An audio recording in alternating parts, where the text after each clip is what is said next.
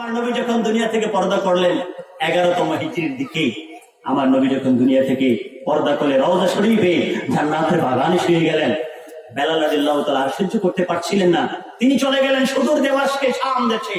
বেলাল রাদিয়াল্লাহু তাআলা বিরূপ বেদনায় সহ্য করতে না পেরে সাহাবায়ে কেরামদের অনুমতি নিয়ে, হযরত আবু বকর রাদিয়াল্লাহু তাআলার অনুমতি নিয়ে শাম দেশে চলে গেলেন, সিরিয়াতে চলে গেলেন। সেখান থেকে প্রায় 1000 কিলোমিটার দূরে।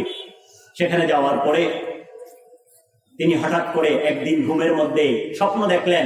ঘুমের মধ্যে দেখলেন নূর নবী, জিন্দা নবী। হযরত বেলাল বলছেন, আমি ঘুমের মধ্যে আছি, হঠাৎ করে এক রাত্রে স্বপ্ন দেখলাম আমার নবীজি বলছেন, মা হাযিহিল জাফাতু ইয়া বেলাল আমা আনা লাকা আন তাজুরানা। বেলাল, এটা কেমন পাষাণ হৃদয়ের পরিচয়, তুমি কি আমাকে ভালোবাসো না? আল্লাহু আকবার। একটু চিন্তা করবেন, শুধু ওয়াজ শুনবেন না, চিন্তা করবেন। কে বলছে? কে বলছে? কাকে বলছে? আমাকে বলছে? আপনাকে? হযরত বেলালকে বলছে। আল্লাহু আকবার। আল্লাহর নবী বলছে, আল্লাহর নবীর মতো মানুষ যাকে দাওয়াত দিচ্ছে স্বপ্নের মধ্যে, বেলাল কি হলো, আমার বাড়িতে তুমি কেন আসতেছো না? আমি তো আমার বাড়িতে তোমার অপেক্ষায় আছি বেলাল। আল্লাহু আকবার। হযরত বেলালের কত বড় মর্যাদা হলে, কত বড় পাওয়ারফুল সাহাবী হলে হযরত বেলালকে আল্লাহর নবী এইভাবে ডাক দিয়েছেন। হযরত বেলাল তাড়াতাড়ি ঘুমের মধ্যে লাফ দিয়ে উঠলেন। আমরা অনেক সময় ঘুমের মধ্যে স্বপ্ন দেখি না? অনেক সময় ভালো স্বপ্ন দেখলেও লাফ দিয়ে উঠি, আবার দুধ স্বপ্ন দেখলেও আমরা লাফ দিয়ে উঠি। ভালো স্বপ্ন দেখলে আলহামদুলিল্লাহ বলবেন, রাজি আছেন? ঘুম থেকে উঠে ভালো স্বপ্ন দেখলে সাথে সাথে আল্লাহর দরবারে শুকরিয়া করবেন, আলহামদুলিল্লাহ বলবেন। আর যদি কেউ ঘুমের মধ্যে খারাপ স্বপ্ন দেখেন, তাহলে কি বলবেন? বাম দিকে থুতু মারবেন। বাম দিক চেন, এই যে বাম দিকে, বাম দিকে কয়েকবার থুতু মারবেন। কারণ থুতু মারার কারণ হচ্ছে আমার নবীজি বলেছেন, বাম দিকে শুধু তুমি এমনিতে থুতু মারবে না, কারণ শয়তান একটু আগে ঘুমের মধ্যে তোমাকে ওয়াসওয়াসা দিয়েছে। বাম দিকে থুতু মারা মানে ইবলিসকে তোমার এখান থেকে সরিয়ে দেওয়া। আল্লাহু আকবার। এই জন্য ঘুমের মধ্যে যদি কেউ দুঃস্বপ্ন দেখেন, বাম দিকে থুতু মারবেন। যাই হোক, আমরা লাফ দিয়ে উঠি না? ভালো স্বপ্ন দেখলো লাফ দিয়ে উঠি, আল্লাহ আলহামদুলিল্লাহ আলহামদুলিল্লাহ। অনেক সময় সিজদায় পড়ে যায়, উজু করে তাহাজ্জুদের বিছানায় দাঁড়িয়ে যায়, আল্লাহ কত সুন্দর স্বপ্ন দেখেছি। আবার দুঃস্বপ্ন দেখলে শরীর প্রকম্পিত হইতে আরম্ভ করে, কি দেখেছি কি দেখেছি। যদি দুঃস্বপ্ন দেখেন, যেভাবে থুতু মারবেন ঠিক সাথে সাথে আরেকটা দোয়া পড়ে নিবেন, যে আল্লাহর নবী রাহমাতুল আলামিন হাবিব মুহাম্মদুর রাসূলুল্লাহ সাল্লাল্লাহু আলাইহি ওয়াসাল্লাম শিক্ষা দিয়েছেন, খায়রুল লানা ওয়া শাররুল লিআদাইনা। আল্লাহ এই স্বপ্নটা যেন আমাদের জন্য কল্যাণ বয়ে আনে, আর আমাদের শত্রু যারা, ইসলামের শত্রু যারা, তাদের জন্য যেন এটা অকল্যাণ বয়ে আনে। এই ধরনের দোয়া করবেন, দেখবেন কোন দুঃস্বপ্ন আপনার জন্য দুঃস্বপ্ন হবে না, দুঃস্বপ্ন ভালো স্বপ্নে পরিণত হয়ে যাবে। আমিন। হযরত বেলাল রাদিয়াল্লাহু তাআলা আনহু স্বপ্নের মধ্যে এভাবে লাফ দিয়ে উঠলেন, তিনি কিছুই বুঝছেন না। আবার দ্বিতীয় রাত্রে স্বপ্ন দেখলেন, একই অবস্থা। নবী বলছেন, মা হাযিহিল জাফাতু ইয়া বেলাল, এটা কেমন পাষাণ হৃদয়ের পরিচয়, আমা আনা লাকা আন তাজুরানা। বেলাল, তোমার কি সময় হয় নাই আমাকে দেখার জন্য? আমার কদমে এসে আমাকে দেখবে, আমার জিয়ারতে আসবে, আমিও তোমাকে দেখবো সরাসরি আমার বাড়িতে। এই সময়টুকু কি তোমার হয় না? তাড়াতাড়ি চলে আসো। এখনো সিদ্ধান্ত নিতে পারছেন না। আবার দ্বিতীয় রাত্রে হযরত বেলাল স্বপ্ন দেখলেন। আল্লাহু আকবার। আমার নূর নবীকে স্বপ্নে দেখা যায়নি? যায়নি। আপনারা কেউ আছেন, দেখেছেন? হাত উঠানো দরকার নাই, গোপনে রাখবেন। একবার দেখলে বারবার দেখবেন, আল্লাহ কবুল করবেন। আমিন। আমার নূর নবীকে যদি কেউ স্বপ্ন দেখতে চান, শর্ত হচ্ছে 5 ওয়াক্ত নামাজ পড়তে হবে। রাজি আছেন তো? কারা কারা স্বপ্ন দেখতেছেন একটু হাত তুলে দেখান। আল্লাহ সকলকে কবুল করবেন। আমিন। হাত নামান। আমি কষ্ট দিতে যাচ্ছি না মুরব্বীদেরকে। স্বপ্ন দেখার কতগুলো তদবির আমি বলে যাচ্ছি, এগুলো মনে রাখবেন। তাই নূর নবী, জিন্দা নবী, হায়াতুন নবীকে স্বপ্ন দেখবেন ইনশাআল্লাহ। 5 ওয়াক্ত নামাজ পড়বেন। যখন রোজা আসবে, রজব মাস, তারপর হচ্ছে শাবান মাস, তারপর হচ্ছে কি রমাদান মাস, আমাদের জন্য নবীজি দোয়া শিখিয়ে দিয়েছেন, আল্লাহুম্মা বারিক লানা ফি রজব ওয়া শাবান ওয়া বাল্লিগনা রমাদান। এই দোয়াটি আপনারা পড়েন না? অবশ্যই আপনাদের খতিব সাহেব, ইমাম সাহেব আপনাদেরকে নিয়ে পড়েন। আপনারাও বাড়িতে আপনাদের সন্তানদেরকে শিখিয়ে দিবেন, মা বোনদেরকে শিখিয়ে দিবেন এই দোয়াটা যেন সকলে পড়ে। যাই হোক, রমজান মাসে রোজা আসছে, প্রত্যেকটি রোজা রাখতে হবে, একজন রোজা বাদ দিবে না। এমনকি আমার সামনে যে বাচ্চারা বসে আছে এবং মাঝে মাঝে যে ছোট ছোট নাবালিকরা বসে আছে, তাদেরকেও আপনারা রোজা বাদ দিতে দিবেন না। তারা রোজা বাদ দিলে গুনাহ হবে না, আপনি রোজা বাদ দিলে গুনাহ হবে। দেখেন সাহাবায়ে কেরামদের যুগে সহিহ বুখারীর হাদিস, সাহাবায়ে কেরাম বলছেন, ফরজ রোজা তো দূরের কথা, নফল রোজার জন্য আমরা আমাদের সন্তানদেরকে খেলনা বানিয়ে দিতাম। বিল ইহনি আল্লাহুল ইহন, অর্থাৎ পশমের তৈরি খেলনা আমরা আমাদের সন্তানদের জন্য বানিয়ে দিতাম। আমাদের সন্তানরা, সবার সন্তানরাই সাধারণত খেলনা প্রিয়। যখন কান্না করে আপনি যদি একটা খেলনা নিয়ে দেন, কান্না থেমে যাবে, ঠিক কিনা বলেন? এরকম সব সন্তানদের অবস্থা না? সবার অবস্থা। সাহাবায়ে কেরাম বলছেন, আমরা যখন নফল রোজা রাখতাম, ফরজ তো দূরের কথা, যখন আমরা নফল রোজা রাখতাম, আমরা তখন আমাদের সন্তানদেরকে নফল রোজার উপরে অভ্যস্ত করানোর জন্য তাদেরকে আমরা পশমের তৈরি খেলনা বানিয়ে দিতাম।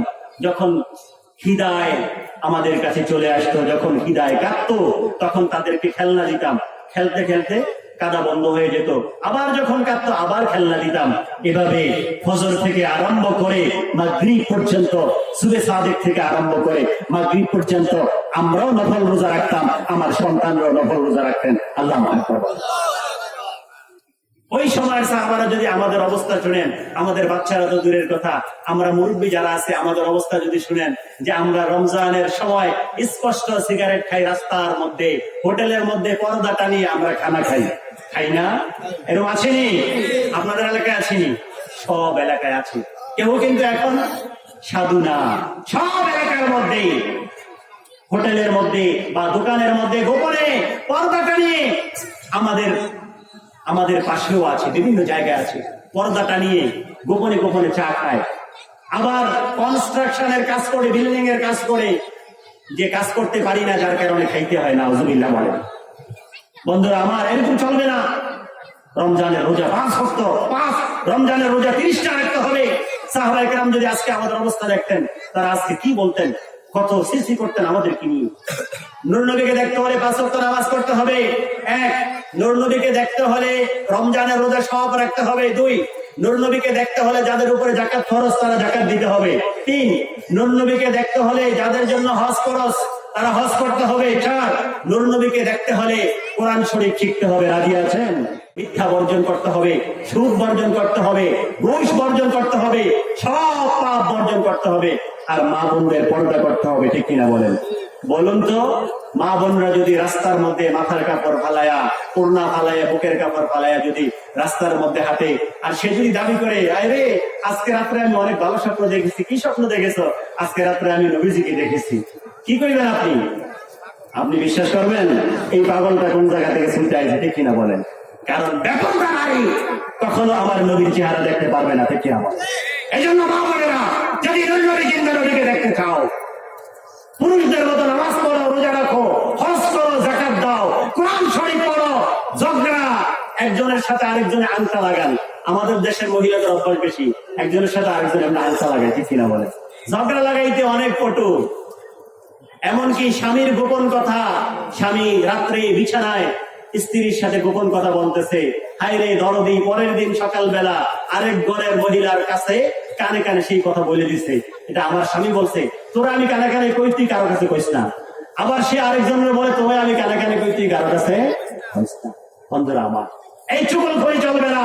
এগুলো যদি তোমরা বন্ধ না করো, পর্দা যদি পালন না করো, তোমরা আমার নবীকে স্বপ্ন যুগে দেখতে পারবে না।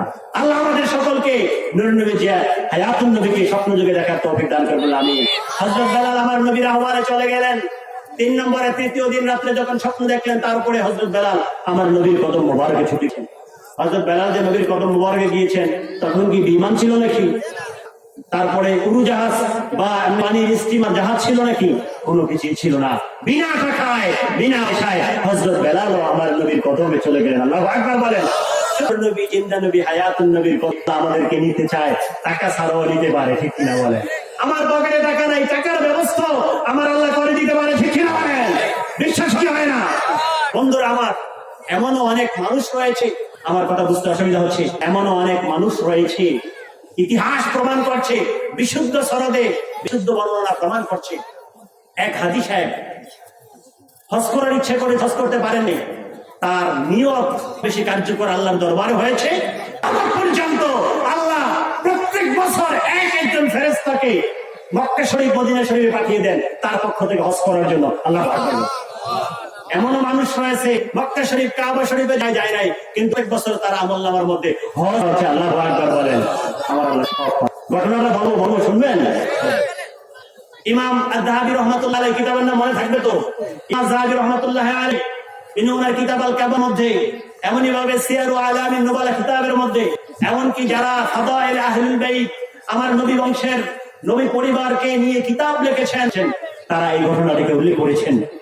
একজন আল্লাহর আমার নবী রহমতুল্লাহ আলামিনের একজন আওলাদ, একজন বংশধর গুনা, একজন হাজী হজ ফরজ হয়েছে, আর একজন হাজী হজ ফরজ হয়েছে, তিনি বাজারে যাবেন।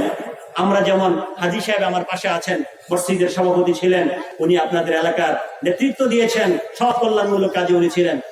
হাজী সাহেব এখন জীবিত আছেন, আমরা দোয়া করি আল্লাহ যেন হাজী সাহেবকে হায়াত দারাজ করেন। আমিন। হজে গিয়েছেন, হজে যাওয়ার পূর্বে বাজারে গিয়ে ইহরামের কাপড় কিনেন নাই? আপনারা যারা গিয়েছেন আপনারাও কিনেছেন, আমরা যারা গিয়েছি আমরাও কিনেছি। হজে যাওয়ার পূর্বে ইহরামের কাপড় কিনে নেওয়া হয়। ঠিক ওই হাজী সাহেব তিনিও বাজারে যাচ্ছেন, ওনার ওই সময়ের যে মুদ্রা ছিল মুদ্রানি, বাজারে যাচ্ছেন ইহরামের কাপড় কিনবেন। তারপরে দীর্ঘদিনের সফর, হজের সফরে কত কিছু দরকার হয় সবকিছু তিনি কিনে নিবেন, সফরে রওনা করেছেন, বাজারে রওনা করছেন। বাজারের পাশে একটি জঙ্গল, এই বাচ্চারা কথা বন্ধ করো। বাজারের পাশে, প্যান্ডেলের পাশে যারা কথা বলছে না, অনুরোধ করছি প্যান্ডেলে এসে বসেন, কথা বন্ধ করেন। বাজারে যাচ্ছেন, রাস্তার পাশে একটি জঙ্গল দেখা যাচ্ছে। হাজী সাহেব দেখলেন জঙ্গলের মধ্যে একটা বুড়িমা ছুরি দিয়ে গরু অথবা একটা হালাল প্রাণী, গরু অথবা যে কোনো একটা প্রাণী মরে গিয়েছে, এখন আর হালাল নাই। আমি হালাল বলেছি যার গোস্ত খাওয়া হালাল হিসাবে, একটা মরা প্রাণীর গোস্ত ছুরি দিয়ে কেটে কেটে কেটে কেটে ব্যাগের মধ্যে নিচ্ছি। হাজী সাহেব বড় হয়ে গেল, আল্লাহ এটা কি করছি? তাড়াতাড়ি চলে গেলেন বুড়িমার কাছে। বুড়িমা, তুমি কি মুসলমান না? হ্যাঁ আমি তো মুসলমান। তুমি যদি মুসলমান হয়ে থাকো বলো তো, মুসলমান কি হারাম জিনিস ভক্ষণ করতে পারবে? বলুন পারবে? আমি আমার এই ময়দানের এই কাজীবাড়ির এখানে মাহফিলে যারা আসছেন, আমি সকলকে জিজ্ঞাসা করতে চাই, আপনারাও তো মুসলমান, আপনারা আমাকে বলেন, একজন হাত তুলে দেখাবেন যে আল্লাহ আমাদের জন্য হারাম জিনিস খাওয়াকে জায়েজ করেছেন। কেউ বলতে পারবেন? সাবধান, হারাম জিনিস খাওয়া জায়েজ নেই। রাজি আছেন তো? জীবনে প্রাণ যেতে পারে, আমি শেষ হয়ে যেতে পারি, কিন্তু সামান্য হারাম যেন আমার শরীরের মধ্যে না ঢুকে। আল্লাহ যেন কবুল করেন, বলুন আমিন। আপনি হারাম খাবেন আর আল্লাহ দরবারে হুজুরদেরকে নিয়ে আপনার বাড়িতে দোয়া করাবেন, সাবধান। আপনি হারাম খাবেন, নামাজের পরে আল্লাহর দরবারে দোয়া করবেন, আপনার কিছুই কবুল হবে না। এই জন্য হারাম যারাই খান, হালাল খাওয়া খাবেন, দেখবেন আল্লাহ সব কবুল করবেন। বুড়িমা বললেন, তুমি কি জানো না? ওই হাজী সাহেব বললেন, তুমি কি জানো না বুড়িমা, এই যে প্রাণীর গোস্ত খাচ্ছ, প্রাণীর গোস্ত তুমি নিতেছ, এই প্রাণী তো মরে গেছে। মুসলমানদের জন্য মরা প্রাণী, মরা গরু, এগুলা খাওয়া হারাম। যদিও আমরা দেখতে পাই বাংলাদেশের এখন মরা গরু আর মাঠে পাওয়া যায় না। মরা গরুর মধ্যে, মরা গরু কই পাওয়া যায় জানেন? মরা গরুগুলো এখন বাংলাদেশের ঐতিহ্যবাহী বড় বড় হোটেলের মধ্যে পাওয়া যায়, ঠিক কিনা বলেন? ফার্মের মধ্যে, বড় বড় ফার্মের মধ্যে মুরগি মরে গেছে, এলাকাবাসী মুরগি কিনবে না, সেই মুরগির গোস্ত আপনি হোটেলে যাবেন, খাবেন, অনেক টাকা দিয়ে খাবেন, চাইনিজ, সেখানে এগুলা দিয়ে আপনাকে বিভিন্ন ধরনের KFC থেকে আরম্ভ করে, আমি KFC কে দায়ী করছি না, কিন্তু কিছু কিছু ইনফরমেশন পাওয়া গেছে যে এই ধরনের চাইনিজ কোম্পানিগুলো তারা এই ধরনের কাজ করেন। আল্লাহ হেফাজত করেন, বলেন আমিন। মরা গরু পাওয়া যাচ্ছে হোটেলে, মরা মুরগিও পাওয়া যাচ্ছে হোটেলে, ঠিক কিনা বলেন? এই জন্য আমি চেষ্টা করি যত সম্ভব যখন হোটেলে খাই গরু এবং মুরগি না খাইতে। মাছ মরা খাওয়া যায়, কোনো সমস্যা নাই, এই জন্য চেষ্টা করি মাছ খাইতে। আবার কখনো কখনো দেখা গিয়েছে পত্রিকার মধ্যে, আমরা ছোটবেলায় শুনতাম, পত্রিকার মধ্যে এসেছে যে খানা খাচ্ছে গোশত দিয়ে, এটার মধ্যে ছোট আঙ্গুলও পাওয়া গেছে। আমরা কোথায় চলে আসছি? আমি কি, আমার কি দরকার আছে হারাম পথে টাকা অর্জন করা? আল্লাহ কি আমাকে ভাত খাওয়ার টাকা দেয় নাই? আমার হারাম উপার্জনের কি দরকার আছে? বন্ধুরা আমার কি করবেন এত উপার্জন করে, এত টাকা দিয়ে এই বাড়িঘর করে কি করবেন আপনি? কি দরকার এই বাড়ি ঘরের? খলিফা হারুন রশিদ, আব্বাসের সময়ের খলিফা, কত বড় প্রভাবশালী খলিফা ছিলেন খলিফা হারুন রশিদ। ওই সময় একজন দরবেশ ছিলেন বাহলুল রহমতুল্লাহ আলাইহ, যাকে বাহলুল দরবেশ বলা হতো। বাহলুল দরবেশকে বললেন, দরবেশ শোনো, আমি তো অনেক বড়, আমি তো খলিফা, আমি তো দেশ চালাই, রাষ্ট্র চালাই, মুসলমানদেরকে চালাই, আমাকে তুমি একটি নসিহত করো। তখন খলিফা বললেন, এই দেখেন বড় প্রাসাদ, আর এই দেখেন প্রাসাদের নিচে কবর, প্রাসাদের পাশে কবর। ওয়াজ করতেছেন কিভাবে দেখেন, এই দেখেন বড় প্রাসাদ আর এই দেখেন কবর। তিনি বলতেছেন, হাদিহি কুসুরুহুম হাদিহি কুবুরুহুম। আল্লাহু আকবার। যে দেখো, তুমি আমার থেকে নসিহত চাচ্ছ, শোনো, এই যে দেখো যারা বড় বড় অট্টালিকা তৈরি করেছে, অট্টালিকার মধ্যে তারা আছে, একটু পরেই যখন হায়াত শেষ হয়ে যাবে, অট্টালিকাকে ত্যাগ করে এই কবরের মধ্যে তারা প্রবেশ করতে হবে, ঠিক না? ঠিক এই জন্য আমার নবী জিন্দা নবী বলেছেন, জুরুল কুবুর, বেশি বেশি কবর জিয়ারত করো, বেশি বেশি মাজার জিয়ারত করো, বেশি বেশি নূর নবী জিন্দা নবীর রওজা জিয়ারত করো, ফাইন্নাহু তুযাক্কিরুল মাউতা, কেননা বেশি বেশি কবর জিয়ারত করলে তোমাদের মরণের কথা স্মরণ হবে, ঠিক কিনা বলেন? এই জন্য আমরা বলি কোনো ফতোয়া নাই, কবর জিয়ারত করতে হবে, ঠিক কিনা বলেন? বাবা মারা গেছে কবরের পাশে দাঁড়ান, মা মারা গেছে কবরের পাশে দাঁড়ান, দাদা মারা গেছে কবরের পাশে দাঁড়ান, এলাকাবাসী মারা গেছে কবরের পাশে দাঁড়ান, দোয়া করেন, দেখবেন আল্লাহ আপনাকেও ক্ষমা করবে, কবরবাসীকেও ক্ষমা করবে, ঠিক কিনা বলেন? আমাদের বিশ্বাস আছে কি নাই? কবর জিয়ারত করার দরকার আছে কি নাই? কবর জিয়ারত করবো। বন্ধুরা আমার, বলছিলাম ঘটনা মনে আছে, হাজী সাহেব বলছেন, মা আপনি কি করছেন? বুড়িমা, আপনি কেন হারাম প্রাণী ছুরি দিয়ে কেটে কেটে আপনার ব্যাগের মধ্যে নিচ্ছেন? বুড়িমা বললেন, বাবা আপনি তো জানেন না, আমি বার্ধক্য হয়ে গিয়েছি, আমার ঘরে এতিম সন্তানরা রয়েছে, আমি নবী বংশের একজন মানুষ, আমি পরিচয় কাউকে দিতে পারি না, আমি বাধ্য হয়ে আমি এই কাজ করতে যাচ্ছি, আমার সন্তানদেরকে কে খাওয়াবে? আমার স্বামী নাই, দুনিয়াতে আমার কেউ নাই। যখন এই কথাটা শুনলেন, হায় রে, আমি অনেক টাকা অনেক সম্পদ নিয়ে হজ করতে রওনা করব, আমি বিভিন্ন জিনিস কিনবো, তারপর হজ করব, আমি আমার এই হজ করে কি লাভ হবে? আমার পাশে নবী পরিবারের একজন যদি না খেয়ে ক্ষুধার তাড়নায় সন্তানদেরকে নিয়ে হালাল খাদ্য না পাওয়ার কারণে যদি হারাম খাদ্য খায়, আমার নবীর দরবারে কিয়ামতের ময়দানে আমি কি জবাব দিব? তুমি হজ করতে এসেছো, অথচ আমার সন্তান কষ্ট পাচ্ছে, শেষ পর্যন্ত হারাম খানার দিকে যাচ্ছে। আমি দয়াল নবী নূর নবী কদম মোবারকে কিয়ামতের ময়দানে কিভাবে উপস্থিত হব? কবরে যখন নূর নবীকে জিন্দা নবীকে সামনে রেখে, ওমান হাদার রাজুল আল্লাযী বুইসা ফীকুম, ইনিকে যাকে তোমাদের মাঝে প্রেরণ করা হয়েছিল কিতাব দিয়ে, ইসলাম দিয়ে, কোরআন দিয়ে, নামাজ দিয়ে, হজ দিয়ে, যাকাত দিয়ে, যাকে তোমাদের কাছে পাঠিয়েছিল, যখন নবীকে কবরে দেখানো হবে, আমি কি বলবো? লজ্জায় তো আমি চেহারা দেখাতে পারবো না। সুতরাং উনি যখন এটা চিন্তা করলেন, সাথে সাথে সিদ্ধান্ত স্থির করলেন যে না, আমি এবছর হজে যাব না। আল্লাহু আকবার বলেন। দেখেন কি হচ্ছে, হজে যাচ্ছেন না, কি করলেন? যেই বিশাল বড় থলে নিয়ে মার্কেটে যাচ্ছিলেন, আমার কথা বুঝতে আপনাদের অসুবিধা হচ্ছে, যে বিশাল বড় থলে নিয়ে মার্কেটের মধ্যে যাচ্ছিলেন বিভিন্ন কিছু কিনবেন, এই থলে যা মুদ্রা ছিল সবকিছু বুড়িমার কদমের মধ্যে দিয়ে দিলেন। বুড়িমা, তুমি আমার নবীর সন্তান, তোমার কদমের মধ্যে আমার সব সম্পদ ঢেলে দিলাম, তুমি হারাম খাদ্য খেও না, যাও এগুলো দিয়ে ভালো খানা খেয়ে কিনে নিচেও খাও, সন্তানদেরকেও খাওয়াও। আল্লাহ, এটাই করতে হবে। বন্ধুরা আমার, আপনি ভালো খানা খাবেন ঘরের মধ্যে, অট্টালিকার মধ্যে, আপনার পাশে একজন ক্ষুধার্ত, সেই সম্মানিত ব্যক্তি কারো কাছে চাইতেও লজ্জা পায়, আপনার কাছে সে চাইতে পারে না, ক্ষুধার তাড়নায় অস্থির হয়ে হারাম খাদ্য খাচ্ছে, এটার জন্য আল্লাহর দরবারে আপনাকে জবাবদিহি করতে হবে। না খেয়ে থাকতেছে, আপনাকে জবাবদিহি করতে হবে। সাবধান, এখন থেকে খেয়াল রাখেন, আমি খানা একা খাবো না। এই জন্য আমার নবী শামাইলে তিরমিজি সব বিভিন্ন কিতাবের মধ্যে বলেছেন যে মহিলাদেরকে বলেছেন যে মহিলারা তোমরা যখন পাক করবে, জিদু আল মারাকা ফিত তাবাখি, তোমরা যখন পাক করবে তোমাদের তরকারির মধ্যে একটু রসা চেনেন নি? রসা, আমি তো আপনাদের দেশের মানুষই, একটু রসা বাড়িয়ে দিও, একটু ঝোল বাড়িয়ে দিও। ঝোল বাড়িয়ে দিলে কি হবে? ঝোল বাড়িয়ে দিলে তুমি অন্তত গোস্ত পাক করেছো তো, গোস্তের টুকরা তোমার প্রতিবেশীকে দিতে পারো বা না পারো, গোস্তের ঝোলও তুমি তাকে দিতে পারবা, ঠিক কিনা বলেন? তুমি গোস্তের টুকরা দিয়ে আরাম করে সুস্বাদু হিসাবে রুটি খাবা, গোস্ত খাবা, সে গোস্তের টুকরা দিয়ে রুটি না খাইতে পারলো, গোস্তের যে সুস্বাদু ঝোল, এই ঝোলটা দিয়ে সে রুটি খাইতে পারবে, ঠিক কিনা? এই জন্য নবী বলেছেন জিদু আল মারাকা, তুমি তরকারির মধ্যে বেশি বেশি ঝোল বাড়িয়ে দাও। তরকারির মধ্যে তুমি ঝোল বাড়িয়ে দিলে দেখবে তুমিও তৃপ্তির সাথে খেতে পারবে, তোমার প্রতিবেশীও তৃপ্তির সাথে খেতে পারবে। কাউকে অবহেলা করবেন না, হোক সে আপনার প্রতিবেশী মুসলমান, হোক আপনার প্রতিবেশী অমুসলিম, কাউকে অবহেলা করবেন না। বাবারা, বন্ধুরা আমার নবী নূর নবী জিন্দা নবী জীবনে কোনোদিন একা খান নাই। আল্লাহু আকবার বলেন। যা খেয়েছেন সব সময় সাহাবায়ে কেরাম গরিব দুঃখীদেরকে নিয়ে খেয়েছেন। হযরত সাইয়্যিদুনা ইব্রাহিম আলাইহিস সালাম তিনি সব সময় খেতেন, মেহমানদেরকে নিয়ে খেতেন, মেহমান ছাড়া কখনো খান নাই। এক সময় তিনি খেতে বসেছেন, কোনো মেহমান আসতেছে না, কোনো মুসলিম আসে না।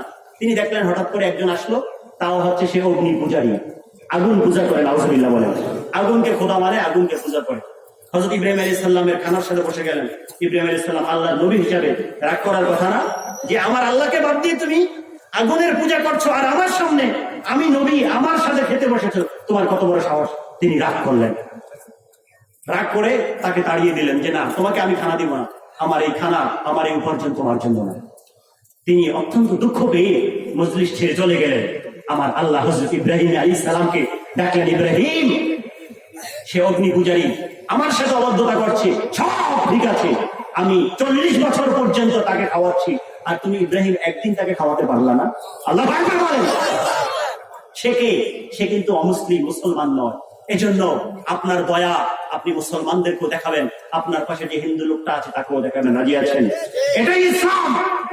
আল-আজহার ইউনিভার্সিটির প্রাক্তন ভাইস চ্যান্সেলর ডক্টর আব্দুল ফদাইল আল-কুসি রাহমাতুল্লাহ আলাইহি কিছুদিন আগে তিনি ইন্তেকাল করেছেন। তিনি যখন জাপানে গেলেন, ইন্টারন্যাশনাল কনফারেন্সে তিনি গিয়েছেন। আমার যেভাবে আমার আব্বা বড় হুজুরকে 2011-তে মিশরে ইন্টারন্যাশনাল কনফারেন্সে নিয়ে যাওয়া হয়েছিল, গেছিলেন। তারপরে 2015-র দিকে মালয়েশিয়া ইন্টারন্যাশনাল মিলাদুন নবীর কনফারেন্সে তিনি গিয়েছিলেন। এইভাবে বাংলাদেশে এবং সারা পৃথিবীতে বড় বড় আলেম যারা, তারা সারা পৃথিবীর বড় বড় ইন্টারন্যাশনাল কনফারেন্সে, সেমিনারে তারা যান। তো ডক্টর আব্দুল ফদাইল আল-কুসি রাহমাতুল্লাহ আলাইহি কিছুদিন আগে ইন্তেকাল করেছেন। তিনি জাপানে কনফারেন্সে গিয়েছেন। কনফারেন্সের আয়োজক কারা? আয়োজক হচ্ছে বৌদ্ধ ধর্মের যারা, বৌদ্ধ ছিলেন তো, বৌদ্ধ ধর্মের লোকরা আয়োজন করেছে। যাই হোক, তিনি ইসলামের একজন দায়ী হিসাবে, ইসলামের একজন ওয়াইজ হিসাবে, বক্তা হিসাবে আজহার থেকে তাকে পাঠানো হয়েছে। তিনি গেলেন। তিনি যাওয়ার পরে কনফারেন্সের মধ্যে আলোচনা করতেছেন। কি আলোচনা করলেন? তিনি বিশেষ 2টা জিনিস আলোচনা করলেন। যে বৌদ্ধদের তাদের যেই ধর্মের মূলনীতি আছে, এর মধ্যে অন্যতম একটি মূলনীতি হচ্ছে জীবে দয়া করো, আছে না? জীবে দয়া করো, যদিও তারা মূলনীতির সাথে বিশ্বাসঘাতকতা করে, ঠিক কিনা বলেন? এই মায়ানমার বৌদ্ধরা যদি তাদের মূলনীতি ফলো করতো, তাইলে আমার মায়ানমারের লক্ষ লক্ষ মুসলমানের গলার মধ্যে ছুরি দিত না, ঠিক কিনা বলেন? আজকে মায়ানমার মুসলমানরা বাংলাদেশে আশ্রয় নিচ্ছে, বিভিন্ন জায়গায় আশ্রয় নিচ্ছে, শরণার্থী ক্যাম্পে থাকছে, নিজের দেশে তারা বিদেশি হয়ে জীবনযাপন করছে। আল্লাহ তাদেরকে কবুল করে বলেন আমিন। যাই হোক, বৌদ্ধ ধর্মের মূলনীতি হচ্ছে জীবে দয়া করো।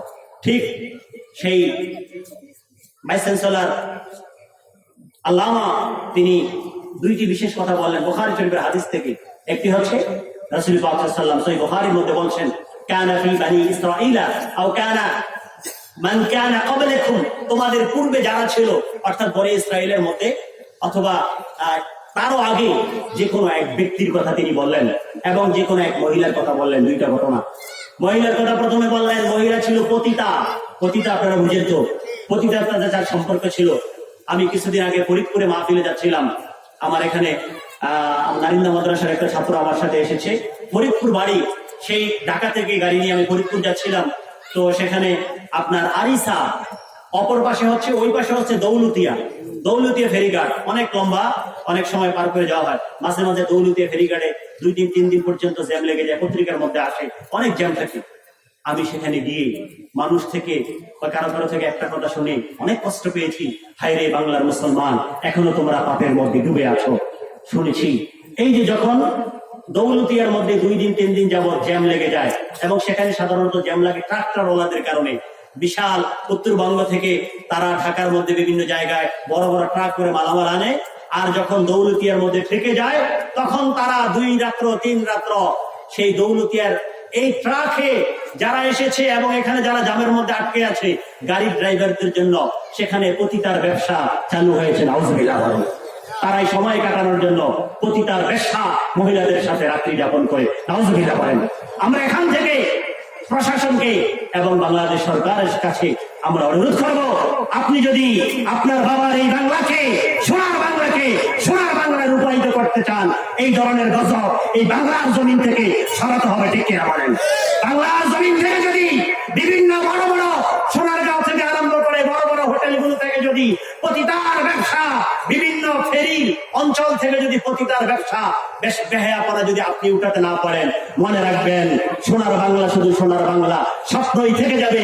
এই বাংলাকে সোনার বাংলা করা যাবে কিভাবে? আপনি সোনা দিয়ে বাংলাকে মোড়াবেন যদি আপনি সেখানে আল্লাহর গজবের কাজ করেন। সোনার বাংলা কে করবে? আমার আল্লাহ করবে, ঠিক কিনা বলেন? আমার আল্লাহ সোনার বাংলা তখনই করবে যখন সেই কাজ করা যাবে। বন্ধুরা আমার, যাই হোক, বলছিলাম সে একজন মহিলা পতিতার কাজ করে, বেহায়াপনার কাজ করে, খারাপ কাজ করে মরুভূমি দিয়ে অতিক্রম করছিলেন। তিনি দেখলেন কালবান ইয়ালহাসু বিল আতাশি, বুখারীর ইবারত যেভাবে আসছে, কালবান একটি কুকুরকে দেখলেন, যেটাকে আমরা বলি ইংরেজিতে ডগ, আর আরবিতে বলা হয় ক্যালবুল। একটা কুকুরকে দেখলেন ইয়ালহাতু বিল আতাশি, যে পানির পিপাসায় এতটা কাতর হয়ে গিয়েছেন, তার জিহ্বা বের হয়ে গিয়েছে, জিহ্বা অনেক দূর বের হয়ে শুধু লোল পড়তেছে। এমনকি এক পর্যায়ে সে মরুভূমির বালুগুলাকে তার মুখের মধ্যে নিচ্ছে আর খাচ্ছে। কত কষ্ট পাচ্ছে একটা কুকুর। আমরা আমাদের পাশে যখন রাস্তা দিয়ে হেঁটে যাই, আমরা একটা কুকুরকে যখন দেখি আমাদের কাছে কি মনে হয়? আমরা কুকুরকে তাড়িয়ে দিই না? আমরা কুকুরকে তাড়িয়ে দিই। বন্ধুরা আমার, হ্যাঁ, কুকুর যদি নাপাকি থাকে এবং যদি মনে করেন যে আপনার কুকুর আপনাকে অনিষ্ট করবে, তাইলে তাড়িয়ে দিবেন। যদি ক্ষতি করার আশঙ্কা না থাকে, তাকে তার রাস্তা ছেড়ে দিবেন। সেও তো আমার আল্লাহর একটা প্রাণী, ঠিক কিনা বলে? প্রাণীর প্রতি দয়া দেখাতে হবে, ভালোবাসা দেখাতে হবে। যাই হোক, সেই মহিলা তিনি কুকুরের এই অবস্থা দেখে অন্তরের মধ্যে মায়া জাগলো। অন্তরের মধ্যে যখন মায়া জাগলো, তিনি কি করলেন? তার পায়ের মধ্যে যে মৌজাটা ছিল, মৌজাটা খুললেন। মৌজাটা খুলে তিনি কুয়ার মধ্যে নামলেন। পাশেই একটা কুয়া ছিল, পানির কুয়া। কুয়ার মধ্যে, যেটাকে আমরা কূপ বলি আর কি শুদ্ধ ভাষায়, পানির কূপের মধ্যে নামলেন। সেখান থেকে মৌজা করে পানি এনে ওই কুকুরকে পানি খাওয়াই দিলেন। কুকুরের তৃষ্ণা মিটে গেল। আল্লাহু আকবার। আমার আল্লাহ সাথে সাথে ওহী করলেন, ইলহাম করে দিলেন মহিলাকে, শুনো, তোমার জীবনের যত গুনাহ আছে, এতদিন পর্যন্ত যত আকাম কুকাম করেছো, যত বেহায়াপনার কাজ করেছো, আমি আল্লাহ সব মাফ করে দিয়ে তোমাকে আমি জান্নাতের অধিকারী বানিয়ে দিচ্ছি। আল্লাহু আকবার। সুবহানাল্লাহ বলেন। সব পাপ বন্ধ হয়ে গেছে শুধুমাত্র একটা কুকুরকে দয়া দেখানোর কারণে। তো হুজুর সেই জাপানে বৌদ্ধদেরকে একটা ঘটনা শোনালেন যে জীবে দয়া করার কারণে আমার আল্লাহ কিভাবে একটা জাহান্নামীকে জান্নাতি বানাতে পারে। আবার বিপরীত আরেকটা ঘটনা শোনালেন যে আরেক মহিলা একটা কুকুরকে হেরওয়াথান অথবা সিন্নাউর, একটা কুকুর, একটা বিড়ালকে বেঁধে রেখেছেন। আমাদের সমাজে দেখা যায় বাচ্চারা অনেক সময় বিড়ালের গলার মধ্যে বেঁধে রাখে অথবা বিড়ালকে বেঁধে রেখে যাইতে দেয় না। এটা করবেন না বাবারা আমার। বিড়ালকে তার খানার জন্য ছেড়ে দিবেন। ওই মহিলা বিড়ালকে আটকিয়ে রেখেছে, খানার জন্য যেতে দেয় না। বিড়াল শেষ পর্যন্ত না খেতে খেতে, খানা না পেয়ে, ক্ষুধার তাড়নায় ছটফট করে বিড়ালটা সেখানে মারা গিয়েছে। নাউজুবিল্লাহ মিনহু। আপনাকে কে অধিকার দিয়েছে? আপনি কেন তাকে বাধা দিচ্ছেন? আপনি তো তাকে রিজিক দিচ্ছেন না। আপনাকে যে আল্লাহ রিজিক দিচ্ছে, এই বিড়ালকে সে আল্লাহ রিজিক দিচ্ছে, ঠিক কিনা বলেন? তো ঠিক আমার আল্লাহর সাথে সাথে সে একজন মুত্তাকি পরহেজগার ব্যক্তি ছিল, জান্নাতি মানুষ ছিল। আমার আল্লাহ তার সকল নেক আমলকে ধ্বংস করে দিয়ে তাকে জাহান্নামের অধিবাসী বানিয়ে দিয়েছেন। বিপরীত দুইটা ঘটনা। জীবে দয়া করার কারণে আল্লাহ জাহান্নামীকে জান্নাতি বানালেন, আবার জীবের প্রতি দয়া, নির্দয় হওয়ার কারণে, দয়া না দেখানোর কারণে আল্লাহ জান্নাতীকে জাহান্নামী বানিয়ে দিলেন। সেই জাপানে বৌদ্ধরা কনফারেন্সের মধ্যে এই দুইটা কথা যখন শুনলেন, তাড়াতাড়ি সকলে সেই আল আজহার ইউনিভার্সিটির সেই আল্লামার কাছে ছুটে আসলেন। এসে বললেন, আপনাদের ইসলাম এত সুন্দর, এটা তো আগে জানি না। আল্লাহু আকবার। এটার জন্য আমরা দায়ী। ইসলামের সৌন্দর্যগুলো আমরা মানুষের কাছে প্রকাশ করতে পারছি না। বললেন যে আপনাদের ইসলাম এত সুন্দর, জীবের প্রতি আপনারা এত দয়া করেন। ইসলাম যদি জীবের প্রতি দয়া করাতে এত মূল্যায়ন করতে পারে, জীবের প্রতি দয়া করার কারণে যদি ইসলাম জান্নাতের মালিক বানিয়ে দিতে পারে, তাইলে যে সর্বশ্রেষ্ঠ জীব মানুষের প্রতি যদি কোনো মানুষ দয়া করে, তাইলে আল্লাহ তাকে বড় জান্নাত দান করবেন, ঠিক কিনা বলেন? এজন্য বৌদ্ধরা স্বীকার করে নিলেন ইসলাম আসলে অনেক বড় ধর্ম, এটা এত বড় ধর্ম আর হয় না। যাই হোক, আমি বলছিলাম হযরত ইব্রাহিম আলাইহিস সালাম, আল্লাহ বললেন, শোনো, তুমি এক বেলা তাকে খাওয়াতে পারছো না, আমি আল্লাহ 40 দিন পর্যন্ত তাকে খাওয়াচ্ছি। আল্লাহু আকবার বলেন। এই জন্য খাওয়াতে হবে। আপনার প্রতিবেশী যে থাকে, হিন্দু থাকুক, মুসলমান থাকুক, যেই থাকুক না কেন, তাদের পাশে দাঁড়াতে হবে, নেক কাজ করতে হবে, ভালো কাজ করতে হবে। রাজি আছেন? আল্লাহ সকলকে তৌফিক দান করুন। আমিন। মহব্বতে একটু দরুদ শরীফ পড়ুন। আল্লাহুম্মা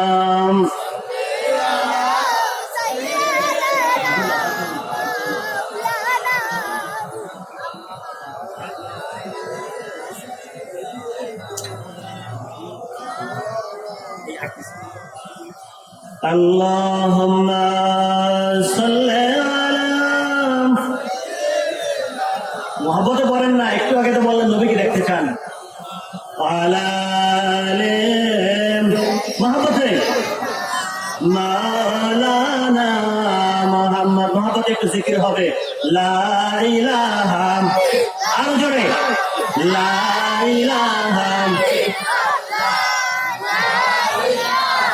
ইল্লাল্লাহ লা ইলাহা লা ইলাহা লা ইলাহা লা ইলাহা লা ইলাহা লা ইলাহা ইল্লাল্লাহ মুহাম্মাদুর রাসূলুল্লাহ সাল্লাল্লাহু আলাইহি সাল্লাম। আমার ছোট ভাই ডক্টর সাহেব মনে করে দিলেন বুড়ির কথা তো এখনো পাওয়া হয় নাই। আমি আসতেছি বুড়ি মায়ের কথায়, শুধু একদিক থেকে আরেক দিকে যাচ্ছি যেন আমাদের পুরো জীবনটাকে আমরা সুন্দর করে নিতে পারি, ইসলামী জিন্দেগি যেন আমরা যাপন করতে পারি। আল্লাহ যেন কবুল করে বলেন আমি বুড়িমার কথা আসতেছি। বুড়িমা সেই বিশাল বড় থলতা নিয়ে থলে নিয়ে বুড়িমা চলে গেলেন, খানা কিনলেন এবং খানা কিনে তার এতিম সন্তানদেরকে খানা খাওয়ালেন। ওই ব্যক্তি তো এবছর হজে যাইতে পারে না, কিভাবে যাবে? সব টাকা তো বুড়িমাকে দিয়ে দিয়েছেন। আপনারা বলেন তো, এই ব্যক্তি যে হজে যায় নাই সব টাকাগুলো বুড়িমাকে দিয়ে দিয়েছেন, এই ব্যক্তি কি লস হয়েছে না লাভ হয়েছে? কি লাভ হয়েছে একটু পরে শুনবেন। আমাদের বিশ্বাস এই ধরনের আচরণ যদি কেউ কারোর সাথে করে, বিশেষ করে কেউ তো দূরের কথা, এখানে আমার নূর নবীর আওলাদ বংশধরদের সাথে যদি কেউ করে, আহলে বাইতদের সাথে যদি কেউ করে, তাইলে তার নেয়ামত আমার আল্লাহ নিজ কুদরতে হাতে দিবেন, ঠিক কিনা বলেন? যাই হোক, ওই ব্যক্তি চলে গেলেন বাড়িতে। হজের মৌসুমে মানুষ চলে গেলেন হজের জন্য। হজের মৌসুম শেষ, এখন হজ শেষ করে এলাকাবাসী একের পর এক হজ করতে আসতেছেন। উনি চিন্তা করলেন আমি তো এবছর হজে যেতে পারলাম না, অন্তত হাদিসের একটা আমল করি। আমার নূর নবী, জিন্দা নবী, হায়াতুন নবী, প্রিয় নবী রাহমাতুল্লিল আলামিন বলেছেন, যখন হাজিরা আসে হাজিদের সাথে যে মুসাফা করবে, ওই হাজিদের সাথে মুসাফা করার জন্য, হাজিরা যেহেতু হজ থেকে যখন ফিরে আসে তারা নবজাতক শিশুর মতো হয়ে আসে, এই জন্য তাদের সাথে যে মুসাফা করবে, ওই মুসাফার বরকতে আল্লাহ তাদের গুনাহগুলিকে মাফ করে দিবেন। সুবহানাল্লাহ বলেন। সুতরাং আল্লাহর হাবিব যেহেতু এই হাদিস বলেছেন, আমি তো হজে যেতে পারি নাই, আমি রাস্তায় বের হয়ে যাই, হাজিরা রাস্তা দিয়ে আসবে, আমি হাজিদের সাথে মুসাফা করব, আমার গুনাহগুলি মাফ হয়ে যাবে। আল্লাহু আকবার। রাস্তায় বের হলেন, প্রথম হাজির সাথে দেখা, হাজি সালাম দিলেন, হাজির সাথে মুসাফা হলো, কোলাকুলি হলো। তারপরে হাজি সাহেব তার ব্যাগ থেকে বড় আকারের একটা থলতা বের করে দিলেন। মনে রাখবেন, ভালো করে শুনেন, কোন হাজি সাহেব? যে হজ করে আসছে, উনি তো হজে যান নাই, উনি রাস্তায় দাঁড়িয়ে দেখা করছেন। হাজি সাহেব হজ করে আসছেন, তার ব্যাগ থেকে বড় একটা থলতা বের করে দিলেন, টাকা পয়সা, ওই সময়ের মুদ্রা। বললেন যে ভাই আপনার কি হলো জানি না তো, আমি যখন তাওয়াফ করতেছিলাম, হজের কাজ করতেছিলাম, আপনি আমাকে বলেছিলেন ভাই এই থলতাটা রাখো, আমি একটু পরে এসে তোমার থেকে থলতাটা নিব। কই আপনি তো আসলেন না আমার উপরে, আমি এটা আমানত মনে করেছি, কারণ আমি তো আপনাকে চিনি, যার কারণে এই টাকা আপনি আমাকে যে থলেটা দিয়েছেন, এই থলাটা বহন করে আমি নিয়ে আসলাম, নেন এটা আপনার থলে। আল্লাহু আকবার বলেন। আসলে কি এই ব্যক্তি হজে গিয়েছে? হজে তো যায় নাই, থলে পাইলো কোথায়? একটু পরেই জানবেন কোথায় পেয়েছে। যাই হোক, একটা থলে হলো। আবার রাস্তা অপেক্ষা করছেন, আরেকজন হাজি সাহেব আসলো, আরেকজন হাজি সাহেব এসে সালাম দিল, মুস্তাফা হলো, কোলাকুলি হলো। বললেন যে ভাই আপনি মনে হয় একটা জিনিস ভুলে গিয়েছেন। আমি কি ভুলে গিয়েছি? আমি তো কোনো কিছু আমার জানা মধ্যে ভুলি নাই। আপনি ভুলে গিয়েছেন, আমি আপনাকে হজের মধ্যে দেখেছিলাম, আপনি হজের কাজ করতেছেন, তো এক সময় আপনি আমাকে বললেন আমার এই থলেটা রাখো, আমি একটু ঘুরে আসতেছি, তোমার থেকে এসে আমি পরে নিব। কই আপনি তো এই থলেটা আনলেন না। আমি আমানত হিসেবে সেই শুধু মক্কা শরীফ থেকে, সৌদি আরব থেকে থলেটা বহন করে আপনার কাছে আমি নিয়ে আসলাম, নেন আমার আমানত আমি পৌঁছিয়ে দিচ্ছি, এটা আপনার থলে। আল্লাহু আকবার। একজন দুইজন নয়, একের পর এক অনেক হাজি এইভাবে কাজ করলো। কিন্তু অবাক হয়ে গেল, আল্লাহ আমি মাত্র বুড়িমাকে একটা থলে দিয়েছি, এর বিনিময়ে আল্লাহ আমাকে কতগুলো থলের মালিক বানিয়ে দিয়েছে। আল্লাহ ঘুমে গেলেন স্বপ্নের মধ্যে, দেখলেন নূর নবী, জিন্দা নবী, হায়াতুন নবী। আল্লাহু আকবার বলেন। ইয়া রাসূলুল্লাহ বলেন, একবার ডাকবেন ইয়া রাসূলুল্লাহ, আর আওয়াজ দেন ইয়া রাসূলুল্লাহ। আল্লাহ যারা নবীকে ভালোবাসবেন, নবীর আওলাদকে ভালোবাসবেন, দেখবেন নবী নিজ হাতে পুরস্কার দিবেন। স্বপ্ন যোগে ঘুমের ঘরে দেখলেন নূর নবী, জিন্দা নবী তার ঘরের মধ্যে হাজির হয়ে গিয়েছে। মদিনার চাঁদ তার ঘরের মধ্যে, মা আমিনার চাঁদ তার ঘরের মধ্যে উদয় হয়েছে, তার ঘরের মধ্যে নূর নবীর আগমন হয়েছে। স্বপ্নের মধ্যে নূর নবী জিন্দা নবীকে দেখলেন, জিন্দা নবী তাকে জড়িয়ে ধরলেন, জিন্দা নবী বললেন, আমি জানি তুমি কিসের টেনশন করছো, কিসের প্রশ্ন, কিসের জন্য তুমি হতাশ হয়ে আছো। শোনো, হতাশ হওয়ার কিছু নাই। তুমি যে আমার সন্তানের জন্য, আমার আওলাদের জন্য তুমি যে এই কাজটি করেছো, নিজে হজে না গিয়ে যেই থলে রয়েছে, এই থলে তুমি যে আমার আওলাদ, আমার সন্তান বুড়িমাকে দিয়েছো, সে তার সন্তানদেরকে নিয়ে খাওয়ানোর জন্য। তোমার হজে যাওয়া দরকার হয় নাই কষ্ট করে। এর বিনিময়ে আল্লাহ এবার হজের মধ্যে ফেরেশতাদেরকে, অনেক ফেরেশতাকে তোমার আকৃতি করে এখানে আল্লাহ পাঠিয়ে দিয়েছেন, এবং প্রত্যেকেই তোমার আকৃতি ধারণ করে তোমার এলাকাবাসীর কাছে এক একটি বড় বড় থলে উপহার দিয়েছেন আল্লাহ। আর কি নূরুন নবী বললেন, শুধু এটাই শেষ নয়, শোনো, কিয়ামত পর্যন্ত যতজন হজ, যতবার হজ হবে, যত বছর হজ হবে, কিয়ামত পর্যন্ত প্রত্যেক বছর আল্লাহ একজন ফেরেশতাকে নিযুক্ত করে রেখেছেন। প্রত্যেক বছর তোমার বেশ ধরে তোমার পক্ষ থেকে একজন ফেরেশতা হজ করবে। কিয়ামত পর্যন্ত যত হাজার হাজার বার হজ হয়, প্রত্যেক বছর সে হজ করবে। আর সব হজের সওয়াব তোমার আমল নামার মধ্যে, তোমার মরার পরেও তোমার আমল নামায় যোগ হতে থাকবে। আল্লাহ সুবহানাল্লাহ। ভালো কাজ করতে হবে, নূর নবীর বংশকে ভালোবাসতে হবে, নূর নবীর প্রেম থাকতে হবে, তাইলে দেখবেন নূর নবী জিন্দা নবী ডেকে নিবেন। বিশ্বাস হয় তো? এই জন্য নূর নবীর ভালোবাসা বেশি বেশি পেতে যেই সকল ঔষধ আমি দিয়েছি, নামাজ, রোজা, চিকিৎসা দিয়েছি, এগুলো গ্রহণ করতে হবে। পাশাপাশি নূর নবীর মিলাদও পড়তে হবে, বেশি বেশি দুরূদও পড়তে হবে। রাজি আছেন?